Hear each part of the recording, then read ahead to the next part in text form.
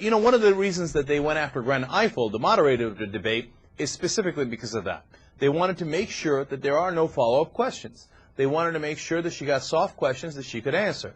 So what they wanted to do is say, oh, look, the moderator's biased. Gwen Ifill, you better not ask any tough questions. You better not keep insisting on answers. Otherwise, we're going to say that you're not a real journalist.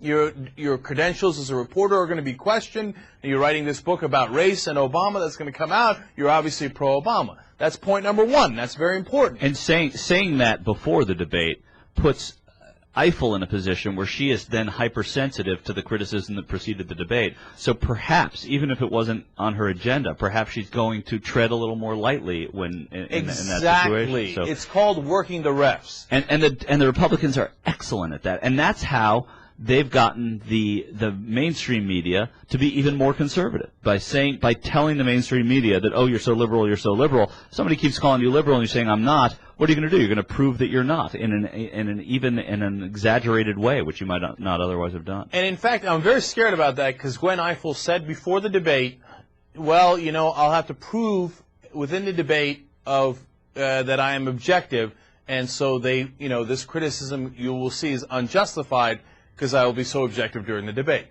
What does that tell you? Right. That tells you she's going to be walking on eggshells, saying, see, I was so fair to Sarah Palin, I didn't bother her too much. Right? And it's not like I'm afraid of that. Now, look, she might view it in another way. She might say, I was objective and fair because I asked really tough questions to Sarah Palin, and I asked really tough questions to Joe Biden. And I hope that is the case. We're going to find out tonight, but I'm very, very concerned about that answer from Ifill. Now, there's point number two as to why the Republicans are doing this. And by the way, the McCain campaign is. This started in the conservative blogosphere. Michelle Malkin and some of the others, WorldNet Daily, were the first ones to bring this up. Hey, Gwen Ifill, she's really biased and she's for Obama, et cetera. And by the way, there's a little subtle subtext here, if you ask me. And I can't prove it, so you take it for what it's worth.